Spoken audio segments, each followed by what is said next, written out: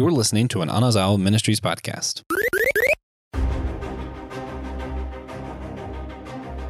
What if Walt Disney Animation Studios decided to do Les Mis instead of The Hunchback of Notre-Dame? You all voted for this one, guys. This was our monthly What If. We put up there, you have a million options these days of what to choose, and I've been begging people to vote for What If Disney did Les Mis instead of The Hunchback of Notre-Dame, because I love Disney and I love Victor Hugo, and this is just the collision of both worlds for me to geek out about. I'm really excited for this one, guys, so thank you for voting. This is Systematic Geekology. We are the Priest of the Geeks, and if you want to know how you can vote, the Facebook group is called Priest of the Geeks, and that's where we have all of those up on there, so check it out. I'm Joshua Noel. I'm one of the co-hosts of the Whole Church podcast, also a host over here, and I do some of the producing stuff. And I am joined by the better Josh, the Josh with the good opinions, Josh Rosengrant. Welcome back, man. Hello, hello.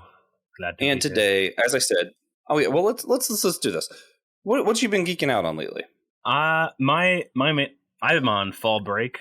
I'm living it up, which means I'm just playing Factorio and just iron plates are the bane of my existence. I'm going to give a much more boring Christian answer. So I recently went to the Theology Beer Camp by Trip Fuller. And at the conference, I was given like 30 books. And it was primarily because people knew I was conservative and I just asked for the most challenging books. So people just kept giving them to me. So now I have a huge stack of kind of progressive, more liberal theology that's not what I agree with, but it's incredibly challenging, that I am geeking out on just going through. Some of these are stories, some of these are different theologies, some of these are just, here's some hypocrisy you can read about. And I'm like, cool, I'll just read all of it. And I'll probably be geeking out on that for a while, because it will be a lot of reading. Yeah. So that being said, we are here to talk about two of my other favorite books. Actually, my top tier books are those written by Victor Hugo, The Hunchback of Notre-Dame, as well as Les Misérables. Walt Disney, during their Renaissance period, decided to do a movie on The Hunchback of Notre-Dame. I, to this day, am still flabbergasted on why on earth they chose to do Hunchback of the two. I'm like, it's just such a wildly inappropriate story that it blows my mind. Disney was like, we need to make this, but for kids. Well, to be fair, Les Miserables is just everyone is miserable. That may in fact be the point. Yeah. So, if you're going to do a Victor Hugo story, Disney's looking at choosing between one story that's about war, blood, violence, helping the poor, everyone being miserable, or another story that's about lust, borderline pornography, rape, and that kind of stuff. And Disney went with, let's do that story beat for kids. And dear. I've always wondered, what if they decided the other book? What if they decided to do Les Mis instead? And I'm glad that other people also found this topic interesting, because I've been wrestling with this idea for a long time. I can't decide if the world as a whole would be better or worse, but I feel like it might actually have some significant impacts on our culture if it did otherwise. Because I think Les Mis is actually just a more compelling story. So I think as a movie, it would have done better than Hunchback of Notre Dame. It's very possible. And as you said, it does have just a much better kind of message kick at the end of it, even if it is a depressing ending. Normally. Yeah. And I think boys at that age might get more into Les Mis. Because, when you're at that age, you're not thinking about girls. You're thinking about, let's watch these guys fight these guys, violence. Yeah. So that being said, before we get too far into this, what was your relationship to these? Like, when was the first time you heard of the story of Les Mis or saw Disney's Hunchback of Notre Dame? Okay, so Hunchback is a much shorter story, so I'll do that one first. There's a decent chance I had seen the Hunchback of Notre Dame once or twice when I was younger, but it was to the point where zero memory of it. I knew that the main character had a hunch in his back, and that was about what I remember, what I knew about that. And then I think it was about a year, maybe 2 years ago, my roommate at the time in college, we had gotten into a habit of when we'd go to bed, we'd put on like a movie, and I would watch it all the way through because that's how I am. I don't sleep until it's done. He would fall asleep 10 minutes in. And so the movie of the night he was like, oh, wait, this is Hunchback of Notre-Dame. It's so good. I'm like, I don't remember anything about this or if I've ever seen it. It's like, oh, well, now you just have to see it. And so I watched it from like 1 to 3 in the morning one morning, when I had an 8 a.m. the next day, because that's just, college. Yeah. So that was. Wait, what did you think of it? Oh, I loved it. It was great. Yeah. Okay. Yeah. Oh, no. I don't think there's another answer to that. I don't think there is another answer to that. No, it's just great. The Bells of Notre Dame. Hellfire, man. Hellfire. Yeah. Such a good song. So, I watched the Les Misérables movie before today to prep for this one. I think I'll watch Hunchback of Notre Dame when we're done recording, because it's been a while. But it's a good decision. So Les Misérables, as I said, I did just very recently rewatch the movie version of Les Misérables. But my first exposure to Les Misérables would have been I would have been in middle school roughly, and a close friend of mine, his older brother was a high schooler, and he was actually in the theater department, and so he took me to see the play that his brother was doing, which was Les Misérables. And to this day, and it is very well possibly just because of it being me being young and being like, ooh, to this day, I still think that was the best version of Les Misérables I've ever seen done. So good. Yeah. And I just loved Les Misérables.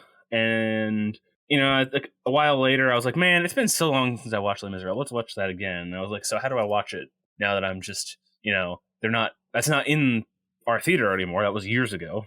So I was just looking for how I would watch Les Misérables, and I'm in the middle of nowhere, so it's not like I'm gonna dash off to Broadway and see a Broadway production. So I just found the Les Misérables movie. Yeah, why not? So I found the Les Misérables movie, and I watched it, and I was just kind of like, okay. I mean, some of it's really good. Yeah, that happened. Yeah, that was the thing that happened. I was just gonna say, and I think without context, the movie probably would be great. Like, if you hadn't read the book and you hadn't seen the play, you probably would just like that movie. It's a good movie. Unless you've seen the play or read the book. And then you're like, and it's like, what? And it's like, it's fine, but there's so much better it could be. Yeah. This is one of those. Actually, I'd be interested if Netflix or somebody did a series and actually took the time to fully develop the story. That might be really interesting. Yeah. All right, you got to get on your Netflix contacts and be like, all right, boys, I know what you're producing this week. Cancel it. Cancel it. You're producing this now. Yeah.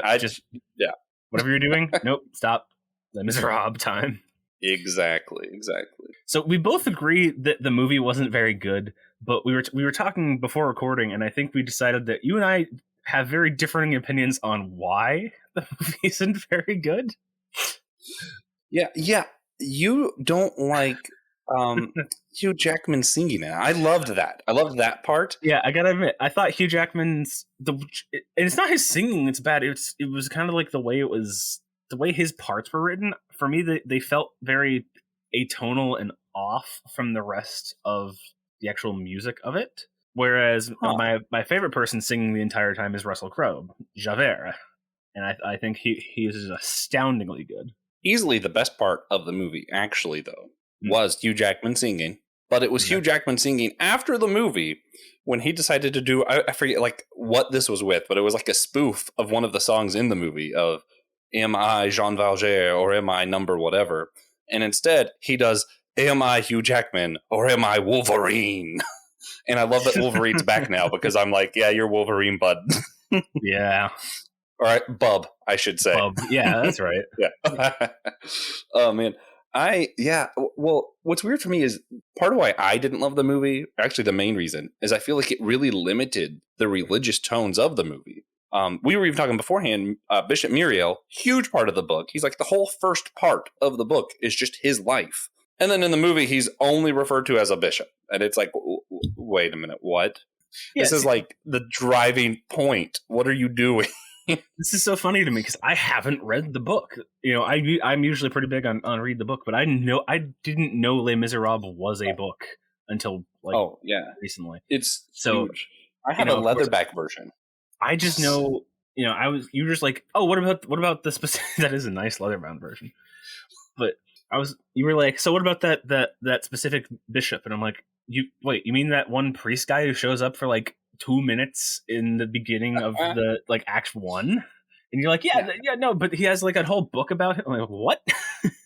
Yeah. So the Les Miserables book is 1,236 pages, the one I have. It is a huge book. A nice size novel. And let me just say, Victor Hugo in general, everything he writes, every sentence is just dripping, just beautiful. Like you could almost take just any random sentence and be like, yeah, let me just quote that. In fact, I might try to do that right now. Give me a second. I have the book with me, if y'all are wondering. Well, I can't say that word, so I'm going to pick a different interesting page. I've decided to. Okay. He took a drink and went on. I consent to live. All is not at end on earth, since we can still talk nonsense. That's literally just the second line I picked out of nothing. And that is and I'm just like, yeah, that's quotable. Yeah. Yep. No context at all. And I'm still like, I love that. And that's just how Victor Hugo writes. Like, both Les Miserables and The Hunchback of Notre-Dame are just phenomenal works. We're not here to gush about that, though. We're here to wonder, what if Disney did Les Miserables? And what's interesting is culture shock. Yeah. Well, what's interesting, though, is of the two works, Les Miserables and Hunchback of Notre-Dame, thinking about the two movies, I feel like Disney limited the religion aspect less than the live-action movie did. Because you get to see Frodo's still a huge part. They still kind of hint that maybe Quasimodo is Frodo's son. And the entire, like, this is my favorite Disney villain song is Hellfire. And it's a song where he's talking about my lust for her is like fire, hellfire in my soul. And I'm like, okay, Disney. Yeah. Sure. Like, as much as... Do you think they would limit the religion more in Les Mis? Since it's not as necessary to the story, or do you think they would have kept it in there? No, I think it ends up looking a lot like the movie we have, where like the bishop shows up for 30 seconds, and then that is the only religious aspect of it for the most part. I think that's what they'll end up doing. See, I think Disney would keep it, depending on when they made it. When they made the movie, Disney now would definitely limit it. Oh yeah, Disney nowadays would not even make it.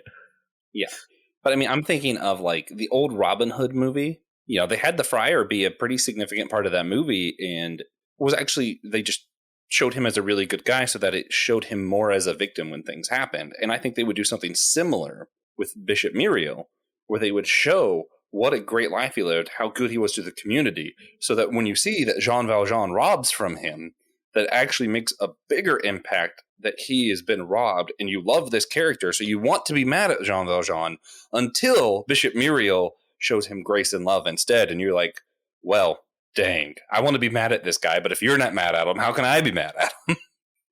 And I think Disney would have highlighted that at some. They would have done it some, just like they did with the friar in Robin Hood. And I will say of the Les Miserables movie that we have, they do make at least a small point of the theme. So when Bishop Muriel, forgives him and doesn't get him arrested, basically, when he has an easy chance, he's like, yep, cool, thanks, bye. And then he would be done with it. He specifically tells Jean Valjean, I have saved your soul for God. And this comes back up later in the movie. It's brought back up, I think, at least twice by Jean Valjean when he's getting to later parts. Specifically, the time I remember, he is looking at he could save someone else, or he could keep his current position as Mr. Mayor, and like the factory owner, Mr. Mayor guy. And he thinks about it, and he's like. And he brings it up in while he's trying to figure out, what should I do here? Do I keep my status and my ability to provide for all these people in the factory? Or do I save this unjustly accused man? And he's like, and he thinks about it, and he eventually decides, no, I can't let somebody else take the fall. He runs there to take the blame, and they laugh him away. But he tried. Yeah. Yeah, well, and forgiveness is just such a huge theme, even if you take the religious out of it. And I think that's what Disney would have highlighted. They would have highlighted the forgiveness over the religious, even if they kept Bishop Muriel a little bit more significant in the beginning. One quote that I really like, that I think this is the one, Disney likes to sit on a quote or something. This would have been the Disney line. The guilty one is not he who commits the sin, but he who causes the darkness. They probably would have reworded it because that's what Disney does. But I like that the guilty one isn't the one who did the wrong. It's the one who causes the darkness, because sometimes by not forgiving, you're the one who caused the darkness. Yep. And that's where I'm like, oh, man, such a good. And I think Disney would have found a way to highlight that. And I don't know. I'm really curious. So part of why I loved Hunchback Notre Dame as a kid, it was one of my big movies, was Hunchback of Notre Dame. And then later on, when I was in college, I had a friend over a campfire tell me the story of Les Mis, and I was like, that wasn't enough. I need more of this story, please. So then I found the book, and then I found the play, and then the movie happened, and I was like, excuse me? What? But anyway, I digress. Part of why I loved Hunchback as a kid were the gargoyles. I loved the gargoyles. And Disney always finds those characters, right? That they're going to we're going to make this just silly, goofy thing. We're going to put it in here and kids are going to love it. And people are going to buy merch and that's what they're going to like. And it's usually an animal character. Yeah. What would have been that in Les Mis? What would Disney have picked? For their real lovable, merchandisable character for Les Misérables. Yeah. I'm thinking he might have had a talking horse, maybe. Perhaps. The movie this would have been during the Renaissance period, so it would have been before Tangled. So they wouldn't have done the horse thing yet. So it very much could have had a talking horse. I also could see them doing like a rat or something. Yeah, I'm tempted to go with rat because a lot of the movie is concerned with the guy kind of going through the filth, at least metaphorically or literally, and of the city. Yeah, and Disney does love to do this where they add a character that helps do some of the narration, basically. So that you're not just, as kids, watching Les Mis, watching Jean Valjean go through stuff and trying to figure out what he's feeling and doing. Instead, you have this little rat going, wow, that probably made you feel really crummy. Ha, ha, ha, ha, ha, jokes. I don't know. I clearly don't do Disney. I love Disney. I'm clearly not part of their creative team for a reason. Yeah. But I could see it being a rat, and then it would make jokes, and it would make all of the stuff a lot more obvious so that kids would get what's happening. I almost wonder if they would lean even more heavily into Eponine and her everything about her, just have her internal monologue all the time, because she's involved, at least in the second half, in basically everything to some degree or another. She's just a street rat in Paris, and she could easily just see all of Jean Valjean's stuff going down in addition, just as a spectator. Yeah, no, I could see them definitely would highlight that. I think the two people who try to rob him in the sewers and all that he comes back across near the end, I can't think of their names. Oh, the master of the house and his missus. I can't think of their actual names, but those two, yeah. As Disney characters, I just thinking about how bombastardly silly them as villains would have been. Because that might have been my favorite part. They're already just very silly, kind of so close to being the lovable scoundrel. They're just a little bit too bad to be the lovable, but they're like you love to hate them kind of scoundrel. And you know what? They definitely would have had a song about thieving that would have been like Disney's greatest villain song. That you would have been like, yeah, that's it right there. Yes. I can't, I'm imagining it like a very, almost like the Aristocrat song. Yes. Because that whole scene, but for bad guys. Just very, I could see them taking the Master of the House song and spinning it right into just very Aristocrats feel like. Yeah, very, very goofiness. Oh, man. So what else? Do you think there's anything else they would do that would have tried to make Les Mis more kid-friendly? Or? Well, they definitely would have had to they would have had to clean up a little bit of the intro, especially everything regarding Fantine. Because I don't think they would they'd go into straight up depicting prostitution in their yeah. Well, I think prostitution was a huge theme of Hunchback too, and they kind of just vaguely skipped they skipped over it and made really vague references, so I think the adults could pick up on it, but kids had no idea what was going on. Yeah, I think that's exactly what they end up having to do with Fantine. Yeah, and I think a lot of the fight scenes probably would have been like Mulan, because Mulan had a lot of war and fighting scenes in it. But it still wasn't like a bloody movie. You still didn't shake you up really. So they would have done something like that for the fight scenes, I imagine. Now I'm just thinking about Mulan. Man, Mulan was was in my top 3 Disney movies ever as a kid. Well, and that's the other thing. A lot of those songs at Mulan, because they try to do like a lot more military kind of sounding stuff. Of Yep. I'm trying not to sing for people. I got to save their ears. But I could see that kind of same, not style of music, but the same beat, tempo would be kind of the music that they used for this. Because it would be different music, because I don't think they would have done the play if Disney had done this movie. That's true. But I think the music would be original Disney songs. Oh, that is kind of sad because there are some really good songs in that play. Yeah, but that does make me wonder if Disney did Les Mis, would they have instead done a play of Hunchback of Notre Dame, and would that have been the movie with Hugh Jackman? Hugh Jackman as the Hunchback. Oh, see, I was thinking him as Frodo. Oh dear, him being the creepy Hellfire. priest. Oh yeah, him singing Hellfire. Oh man. Yes, please. I would like. I'd like to order one of those, please. I want Russell Crowe singing Hellfire because that just seems perfect. Here's what we'll do. Hugh Jackman, Russell Crowe. I'll give you my address. You guys come over, and the Josh I, if you will, we'll listen. You guys can do auditions, and we'll tell you who gets the part. That seems in our What If movie. That seems very fair. Oh man, but see, now I'm wondering. Like, I feel like Hunchback would have been a much more inappropriate play, and it absolutely would have been R-rated movie. I don't remember if Les Mis was R or not, but Hunchback would have been. No, it's not. Hunchback absolutely would have been, because they would not have skipped over some of the assaults and stuff that took place. I feel like if it were a play, if it were live action movie kind of stuff, they would have just been like, you know what, let's go full dark and really show this. See, then I wonder, so the themes in these in both of these are religious themes. Because Victor Hugo was living in France, in a very unique time in religion history. God, I wish I could speak. That would make podcasting so much easier. Who needs to do that to the podcast? Yeah. But, so Les Mis has all these themes of, like, helping the poor, of greed, of war, of people going hungry, all of that stuff. Hunchback of Notre Dame has all these themes of, the lust, all the stuff that we talked about earlier.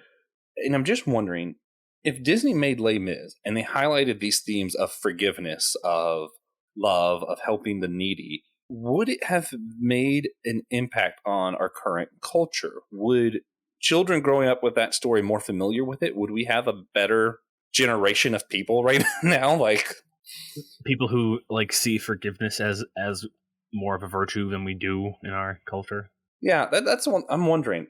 See, I'm unsure because I feel like them doing Hunchback seemed to have made very little difference. But also, I don't think they were able to go as far into Hunchback as they could have done with Les Mis, because they had to tiptoe around so much. Yeah, I definitely think, today we get a lot more stuff where vengeance is a very big highlighted theme. Yeah. And I do wonder if we had such a big hit in our culture of forgiveness in a Les Misérables movie because when was it made? Hunchback was 1996. Yeah, 1996. Yeah, so today's grown-ups as when they were kids. Yeah. And because I think it would have been a much bigger hit, because it is a more compelling story, I think it might have made more of a difference there too, because I think Hunchback, some of us kids liked it for the statues, but yeah, that's it. That's pretty much it. But I feel like Les Mis, as a kid, I'm thinking of me. I was a 4 or 5 year old boy when this came out. All the fighting scenes, the cool villains doing their funny little song, I would have remembered every bit of that movie. Oh yeah. So I think it would have done better, and I think that might have made a small dent. The problem is, unfortunately, even the best intent movies and stuff don't really make that much of a difference, I feel like. No. But it's more, you can't change you can't change an entire culture with one movie. It has to be more of a series, a progression of the culture. Thing. Yeah. A systematic ecology, if you will. Yeah. Now, I do think, though, if in general, on a more personal basis, I think people who are more familiar with stories like The Hunchback of Notre Dame and Les Misérables, I think it challenges you, especially, I'm going to backtrack this.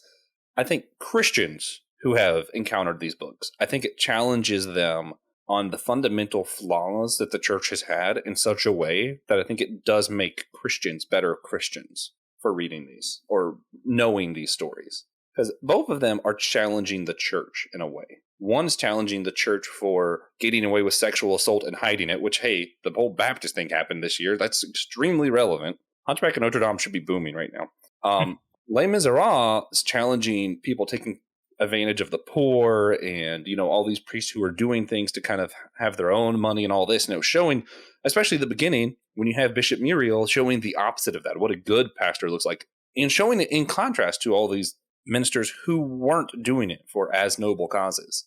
And it just kind of shows this difference of what is the church and what it could be in a really meaningful way that I think just people being aware of these stories could make a difference in church culture. I'm curious outside of the church if maybe it would just make people like the church less. That might be the only impact that had. I'm thinking as a non-Christian seeing, wait, that's what the church is doing? What? And it's funny, in Les Misérables, the innkeeper and his wife, the kind of the dastardly duo characters, they make an entire point, at least twice in the movie, about how they're good Christians, and they make a whole point about when they, especially when Valjean is there trying to kind of liberate Cosette, as it turns out to be. They're just like, oh yes, we're good Christians, and then they rob everyone blind. And I think that's once, as you were saying, that's when they're challenging the church, the hypocrisy. Yeah. And what's interesting is, and this is what I think we need more of, is that Victor Hugo was a Catholic at the time of writing these. Even it's not someone who's like, oh, I hate the church, blah. It's not necessarily the deconstruction movement of let me move away from Christianity. This was someone in the church pointing out where the church was messing up. And man, do we need more of that. Yeah, internal accountability. Yeah, and I wonder, do you think it's more helpful to point it out in story like this as opposed to all of the 5,000 essays that gets written on Christianity Today and other websites? Probably, and I mean for two reasons. One, it's more palatable for people rather than just pointing a thumb directly at them and being, "It's you. Look at what you are doing." Giving them kind of a metaphor for it instead, kind of like telling someone what they're doing wrong in like a parable form. Who could have done that? Yeah, man, that sounds like something Jesus liked. Yeah. It's actually, to go back to our theme of C.S. Lewis, it's something C.S. Lewis talked about, where he was talking about he has like a doctrine of imagination, and he's talking about how usually we all have what we already want to believe. And we use reason to reinforce what we want to believe. So reason stands guard our mind, but story, imagination can kind of sneak past the guard and really get in there and touch us in a way that our reason doesn't know how to address head on. And it allows us to rethink and reshape who we are as people. And honestly, for better or for worse, Disney's done a fabulous job at that, where it's told stories with meanings and has influenced culture as a whole. It's not a coincidence that in the 90s, when a lot of us were growing up, Disney did the Renaissance period, and their big messaging was, let's show everybody all these different cultures and diversity. And now what's some of the biggest problems in politics and everything today is we're trying to show diversity, and we're doing the what's it called? It's not identity politics, is it? I mean, that is one of them. I don't know what you're looking for. Represented. Yeah, they're just trying to have people be represented for the sake of having them represented. It is good to show diversity and inclusion, and Disney was getting at something there. But my point is that Disney has done a really good job at influencing our culture as a whole, and it's because there is true power in stories. So yes, one story, them doing one movie of Les Misérables might not have influenced the culture of forgiveness. But if Disney did a 10-year campaign on all of our movies are going to show how powerful forgiveness is, I do think it would change culture in a meaningful way. They're not going to do that, though. So we talked about what would it look like on the culture end, but let's kind of back it up a little bit. What would it look like for Disney? Because Disney, as it is now, is quite a beast, like on just a cultural level. It has a lot going on for it. Just powerful and not always the best. But what would it? Do you think Disney itself and the subsequent movies they released would have been significantly changed by making Les Misérables instead of Hunchback? Maybe. So I also, just full disclosure, I just always loved Disney, but it does have its flaws.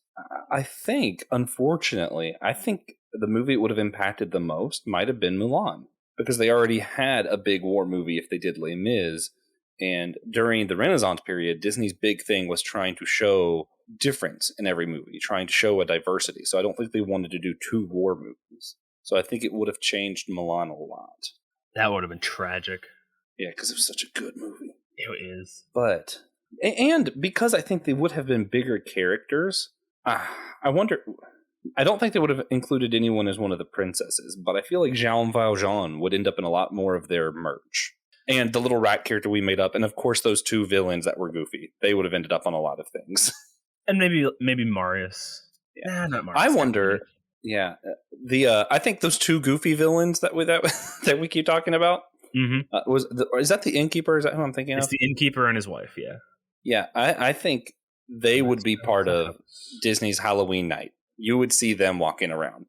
Those would have been 2 characters that would have made it. Seems likely. Yeah.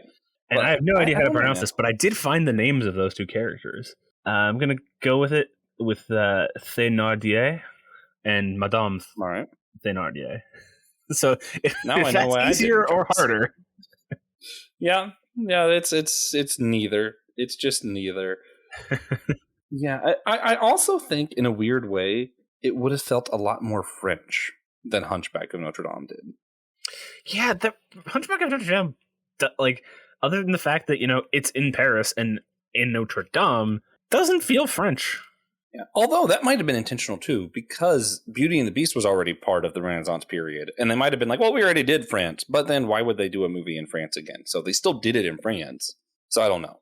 I think it might have felt more French if it would have been Les Mis, which might have made it more into Epcot's France area. We might have had like a little Jean Valjean's diner or something. And you might the innkeepers, they definitely would have had a restaurant. Yeah, that would have been amazing. Oh man, I'm thinking they're also going to have like the barricade that gets built of just of just all of the rubbish. Oh yeah, which because there's fighting scenes would have totally made it into some of the fireworks shows. Oh yeah, yeah. That would have been cool. That would have been really cool. Okay, so if Disney made Les Misérables, what is your favorite animated scene from this made-up movie? Favorite animated scene exists.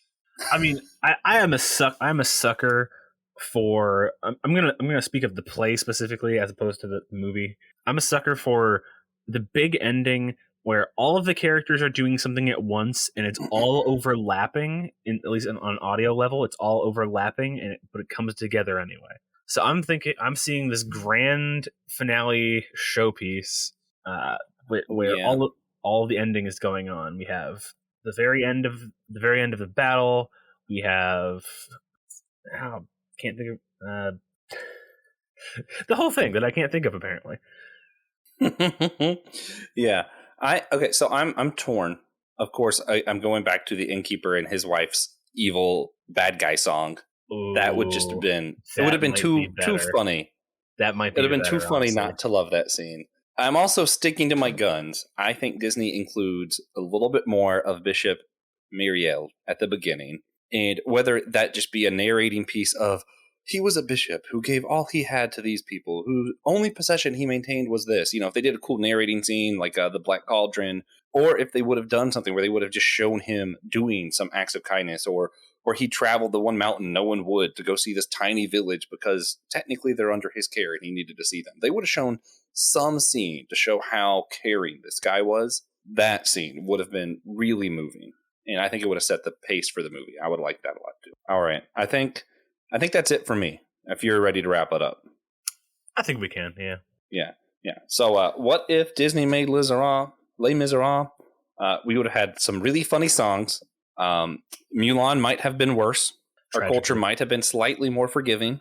And more people would know who Bishop Myriel was. And that would have been a positive. So with that, guys, we're going to wrap this thing up. Starting with recommendations. Naturally, I want you all to read Victor Hugo's Les Misérables. But for my actual recommendation, I'm gonna go a little bit weird since we're doing history, we're doing war and that kind of stuff. Fictional war history. Stephen Pressfield's The Afghan Campaign. It is a fictional story of a character during Napoleon's conquest of Afghanistan. Very interesting context. Really cool story. Check it out. I'm just trying to wrap my head around that one. So you got to read it. Apparently. So my recommendation, it's a bit more laid back than some of them. So they recently just put on Netflix a show that I've been meaning to watch through a decent amount of for a while. Forged in Fire. If you don't know what Forged in Fire is, you take the basic formula of any cooking show, and instead of it being a cooking show, they're forging bladed weapons. Nice. And it's super fun. Nice. And coming up, you and your brother-in-law, Joe Day, are actually going to be doing an episode about cooking shows in November, the cooking month. So yes. I'm looking forward to that. That'll be fun, yeah. All right, guys. Well, if you want to hear more from the Josh I, either myself or Josh Rosengrant, the Josh with the good opinions, soon you'll be able to go to systematicgeekology.org. Right now, the website is down. We're doing some maintenance stuff. But soon you'll be able to go there. There's a drop-down menu that says host. You can hit that tab, go down, click either of our names, and it'll have all the episodes that we're on, everything else that we do. So check us out over there. You'll see also all the when awesome the achievements of all of the other hosts, and then me, who's just here. He's going to start putting all of his video game trophies on there. Just take snapshots and just post them on there. Yeah. No. Yeah. It'll be cool. Anyway, if you want to let us know what you've been geeking out on, or just to ask us more about what we're geeking out on, maybe, I don't know. There's a contact tab on that website as well when it goes back up. Soon, we'll be doing all kinds of Thanksgiving fun. We're coming up on the end of our Halloween drive-in series where Joe and Sari will be doing the movie Halloween, so that'll be a lot of fun. And of course, I love Thanksgiving, so you're going to be hearing a lot of me next month. Get ready for a fantastic Thanksgiving special, all of that stuff. And do us all a favor, and remember, we're all a chosen people, a geekdom of priests.